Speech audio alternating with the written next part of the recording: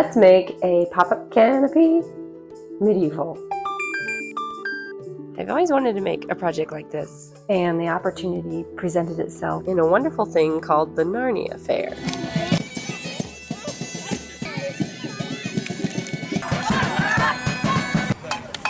More on that later. Now let us begin.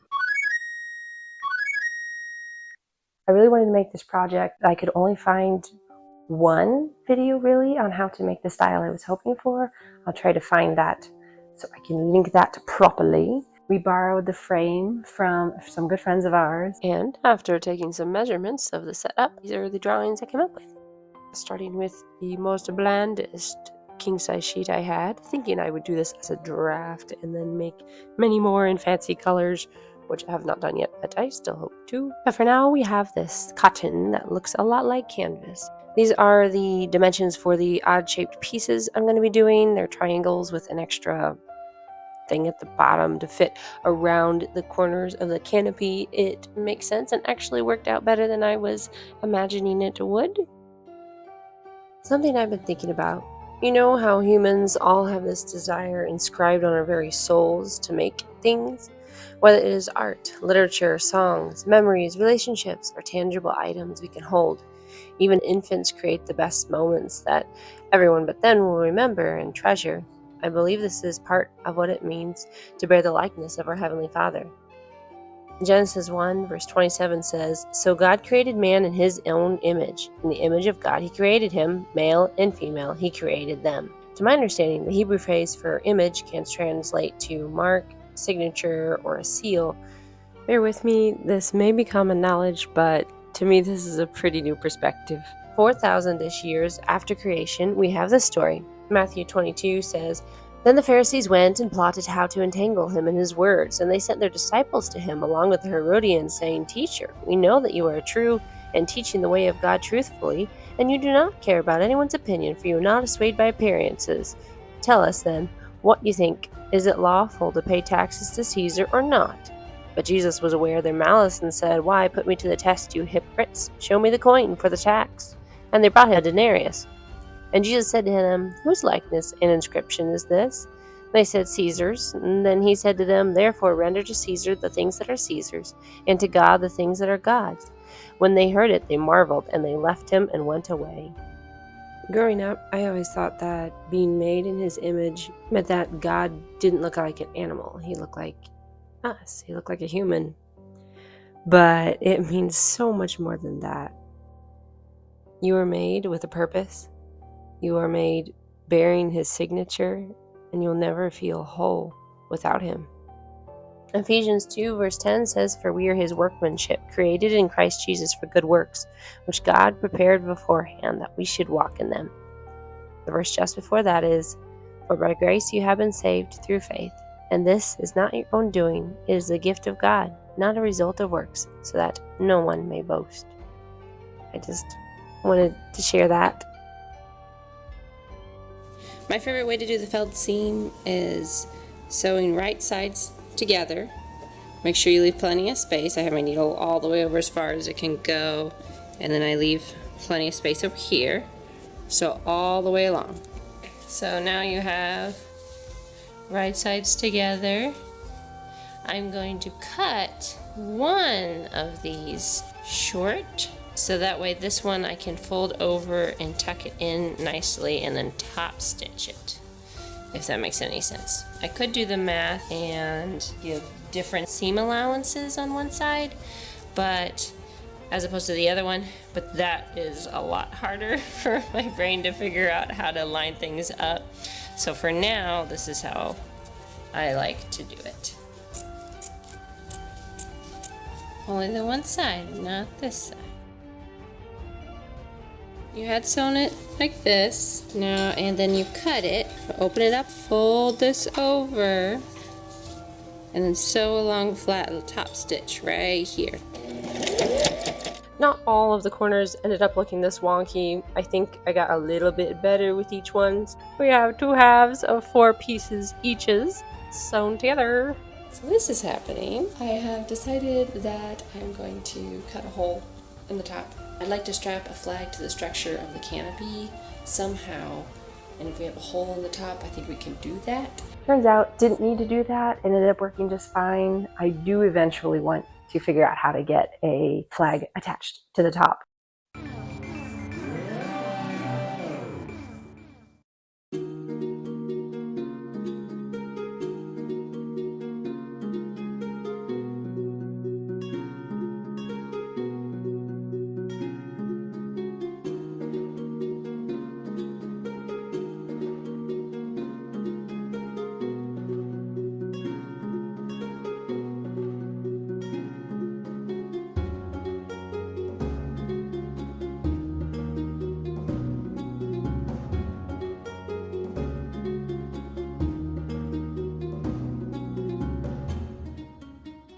Interesting fact, if your canopy package says it's 10 by 10, that's just the feet. That doesn't mean the top.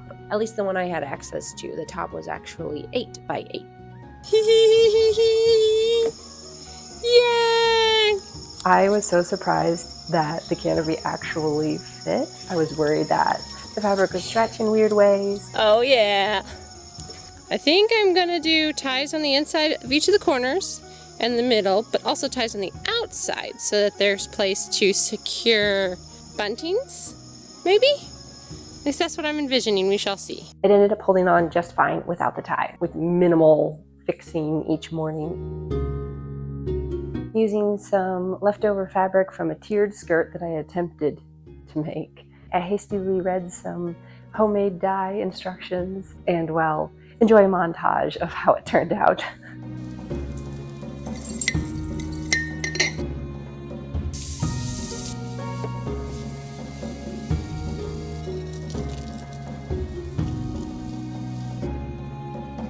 The hibiscus tea. I'm scared.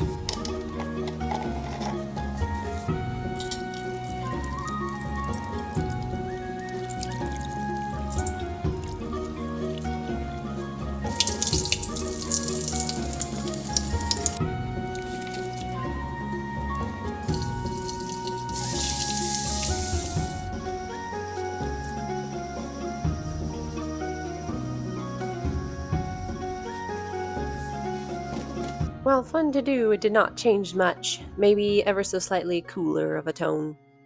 Painting the signs was my favorite part, and I want to make more.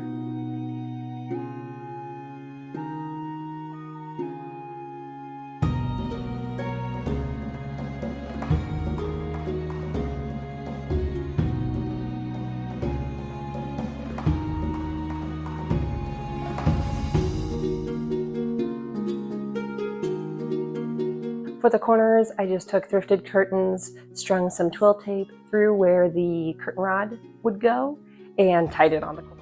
My sister helped me organize everything by color, figured it would better to look nice than to deal with the different brands and what they say is a medium when it's actually a small. Whoa, I love the green. What is the Narnia Faire, you may ask? Well, imagine, if you will, a Renaissance festival that is not only family-friendly, but family-focused and inspired by one of your favorite stories.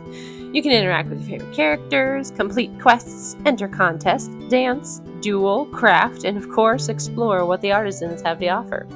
After attending once, we knew that this was too wonderful an event to not be a part of. Welcome to Narnia! And let me say, if you ever get a chance to work alongside a crazy group of people like this, do it. Just shut up, boss!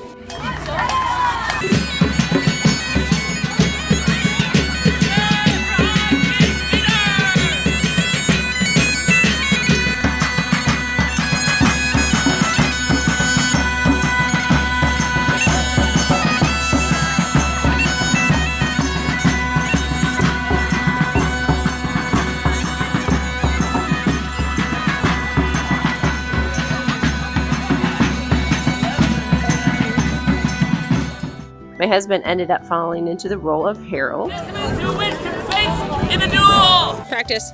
Oh my. Hear ye, warriors of Narnia. Attend now to the rules of this noble contest. That the spirit of fair play and valor may guide every strike and every clash of steel. Pleasure meeting you too. Meanwhile, the Fantasycore Thrift Store served as a home base and a haven from the sun. While handcrafted artistry and goods are a highlight of events like this, I have often been in a position of wanting to purchase a memento of the occasion but not having an arm or a leg to spare.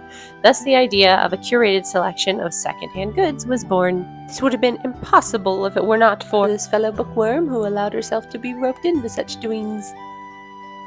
The majority of the patrons reacted in either a neutral sort of way or all slightly confused at the sight of a thrift store in Narnia, but I was privileged to make a handful of ladies so happy just by being there. Needless to say, it was amazing to meet several kindred thrifters, one of whom, I'll draw her for memory's sake, was practically dragged over by a friend of hers. Seeing the sign, stood stock still for a few moments, just taking it in before asking, "Is everything really $3? Upon confirmation, she gave a little squeal of triumph before finding many things she was excited about, including a striped black crinoline that she deemed perfect for a Bride of Frankenstein costume.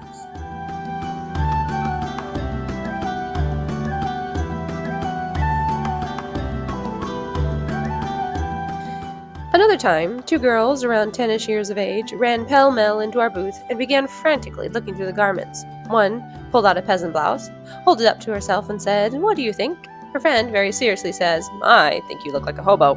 First friend goes, "Yes!" And she purchases the shirt, immediately puts it on, and runs off yelling, "Quick, I can still enter the costume contest." I never did find out if she did or not, but it made me laugh.